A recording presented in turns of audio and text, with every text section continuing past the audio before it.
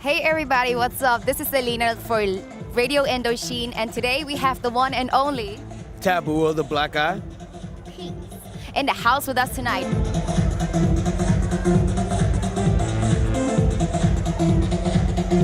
So Taboo, tell us, what's one of your earliest memories of being influenced by music? How old were you and what were you listening to? Whitney Houston? No, actually I was listening to Vicente Fernandez as a kid. I was 5 years old, born in East Los Angeles, predominantly Mexican community.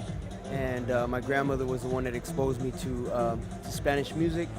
And I fell in love with performance. You know, it was mariachi, it was cumbia, it was salsa, merengue, different types of Latino music. And from there, I learned how to dance, and then I got into hip hop through breaking. Right, it's quite different from what you're doing now, isn't it? Now you're more of electro music. Well, the thing about it is that we transcend music by being inspired by different forms of music. When we first started, it was like jazz, hip hop, R&B, kind of like Tribe Called Quest and De La Soul. And then it kind of started getting into the dancing. will.i.am started DJing. We started becoming friends with people like David Guetta, people like Steve Aoki, and you know, all the Dim-Mak crew. And that's how the music went. So now we're inspired by dance music, electro, house. Next year, we don't know, maybe something else will come along, but you just gotta go with the times and you gotta keep on inspiring. And that's what traveling, being able to travel inspires you. Because you see different types of forms of dance, you see different types of forms of music, and also you get to see the different types of wardrobe and fashion. Fashion is the passion, most definitely, right? So initially, will.i.am had a band called At Bang Clan who were about to release their first album, Grassroots, when label boss Eazy-E died. So how do you come across to know Will, and how did the Black Eyed Peas manifest? Okay, well, will.i.am was friends with Apple. Apple came from the Philippines in 1989. The first person he met was Will. They formed a dance crew called A Tribe Beyond a Nation. Then they formed the crew At Bang Clan. Eazy passed away. They started a whole new group called the Black Eyed Peas. Asked me to be part of it. We became a group, 95. Fast forward to 97, we got signed to Interscope Records, came out with our first album in 1998. 300,000 copies, didn't do so well. Next album came out in 2000, didn't do so well. Then we came out with a song in 2003 called Where's the Love? Shot to out of the stratosphere. And then our homegirl, Ferg, came into the group, and you know, the rest is history. Right on. So, you know, in 2008, you were in the process of creating a solo album, and it's been a few years now, and still no solo album. 50 years, like I said earlier. Funny guy. So when can we be expecting a solo album? Anytime soon? Well, the thing about it is that, you know, Dr. Dre's been working on an album for a long time too. That's Dr. Dre. I'm not as popular or as famous or as fresh as Dr. Dre.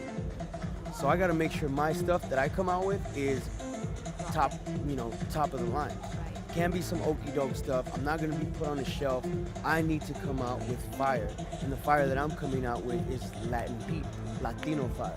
So that's why I've been taking my time. I've been like transforming so many different times. I went from, I wanna do a hip hop album, to I wanna do a urban soul album, to I wanna do a pop record. And now I found my niche. Now I know exactly what I have to do as a Latino artist, and make sure that I give back to my community. Great, I'm so happy for you. Thank you. So one last question before we go. If you weren't touring the world playing music for a living, what do you think you'd be doing? I guess doing movies. Really? Yeah. What kind of movies? I would have to say more of character roles, like Johnny Depp. Johnny Depp is my favorite actor, so all the stuff that he does is kind of like stuff that I would want to do. So you kind of love acting also? Yeah, it's a passion, you know. I've been an entertainer since I was 5 years old, and acting comes along with the performance aspect. I'm playing a character on stage. Taboo is a character. My name's Jimmy Gomez. Taboo is just something that I've created. The whole presentation that I present on stage, that's like, you know, that's like an art form. It's creating, it's living that, whatever that presentation is. Because Black Eyed Peas, I turn it off when I'm at home. I'm not Taboo of the Black Eyed Peas at home. I'm a father and a husband. So for me, it's like, if I'm able to entertain and to give a piece of my creative side, that's something that I would want to do, and that's why I say acting, because acting is like, it's the ultimate. Right, so Tibu, do you have any last things to say to your fans? Thank you to all the Peabodys, all the Magnetic crew for supporting me and my group since 1998. Please follow me on my Twitter, that's TabBEP, TABBEP.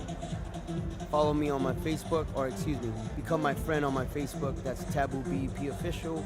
Check out tabmagnetic.com for more information about my touring. And I can't wait to come to a city near you with my DJ gig. And look out for my album that'll probably come out in 20 years from now. So, just stay tuned. It's going to come out. Yeah.